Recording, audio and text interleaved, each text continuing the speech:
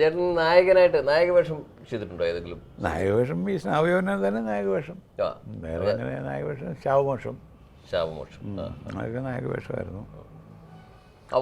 അങ്ങനെ അവാർഡുകൾ അന്നത്തെ കാലത്ത് അവാർഡുകൾ ഇല്ലല്ലോ. ഞങ്ങളൊക്കെ സിനിമ അഭിനയിക്കുന്ന കാലത്ത് അവാർഡില്ലല്ലോ.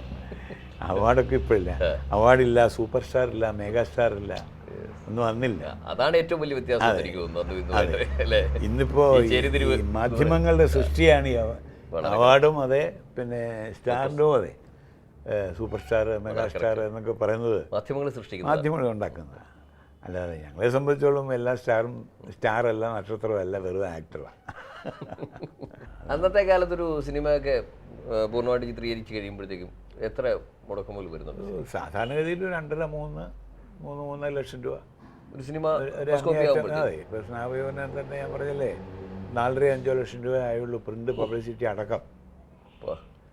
ഇന്നിപ്പോൾ അതുപോലെ പടക്കണേ 5-6-8 കോടി രൂപ ആവും തോന്നും, കളറും കൂടെ ആയിരുന്നു. അന്ന് ബ്ലാക്ക് ആൻഡ് വൈറ്റ് ആയിരുന്നു. പക്ഷെ അത്രയ്ക്ക് പണത്തിന് വാല്യൂ ഉണ്ടായിരുന്നു. ഇന്ന് വാല്യൂ ഇല്ല, പണത്തിന് വിലയില്ല. പക്ഷെ എന്നാലും ഇപ്പോൾ നമ്മുടെ മലയാള സിനിമയിൽ വല്ലാത്തൊരു ക്രൈസിസ് ഇപ്പോൾ ഉണ്ടായിക്കൊണ്ടിരിക്കുകയാണ്.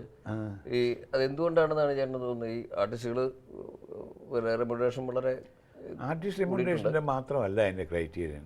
പ്രധാന സംഗതി ഈ ആശയദാരിദ്ര്യമാണ്. മനസ്സിലായോ? പണ്ടൊക്കെ എന്ന് പറഞ്ഞാൽ നല്ല നല്ല പടങ്ങളുണ്ടായിരുന്നു, നല്ല നല്ല സബ്ജക്ട്സ് ഉണ്ടായിരുന്നു, സബ്ജക്റ്റ് വാല്യൂ ഉള്ള പടങ്ങളുണ്ടായിരുന്നു. ഇന്നതെല്ലാം കുറഞ്ഞിട്ട് സിനിമ എടുക്കണമെന്ന് പറഞ്ഞാൽ ഒരു 5-6 പേര് ഹോട്ടലിൽ മുറിയെടുത്ത് ചുറ്റുപാട് ഇരുന്നിട്ട് ഒരു ഡിസ്കഷനിൽ കൂടി ഒരു കഥ അങ്ങോട്ട് ക്രിയേറ്റ് ചെയ്യുക. മനസ്സിലായോ? വേണ്ട, അതിനുണ്ടാക്കിയാൽ അതിനകത്ത് എത്ര ഇടി വേണം, എത്ര പാട്ട് വേണം, എത്ര റൊമാൻസ് വേണം, ചപ്പ് വേണം, ചവറ് വേണം, ഇതൊക്കെ അല്ലാതെ main trend of the story വിസ്മരിക്കുക. ജീവിതമില്ല. ജീവിതമില്ല. ഇതൊക്കെ കണ്ടു കഴിഞ്ഞാൽ അതിനകത്തൊരു ലൈഫുണ്ട്, ജീവിതമുണ്ട്. അത് ഇന്നും അത് കണ്ടാൽ നല്ല രസമാണ് കാണാൻ. പല പടങ്ങൾ. പിന്നെ സിനിമ നിർമ്മാണ രംഗത്തേക്ക് കടന്നു അല്ലേ? നിർമ്മാണ രംഗത്ത് ഞാനല്ല കടന്നത്, പിള്ളേർ. ശരി. അതാണ് കൂടെ ഇവിടെ ഉണ്ടാക്കിയ. അതിന് പേര് ഞാനിട്ടൊന്നേ ഉള്ളൂ, പ്രൊഡക്ഷൻ്റെ പേര് Prakash movie tone. Movie tone എന്നുള്ളതൊരു നോർത്ത് ഇന്ത്യൻ സ്റ്റൈലാണ്. അവിടെയൊക്കെ ഉണ്ടല്ലോ മൂവി ടോൺ. ഇവിടെ ആദ്യമായിട്ട് മൂവി ടോൺ നിന്നത് ഞാൻ. Prakash movie tone.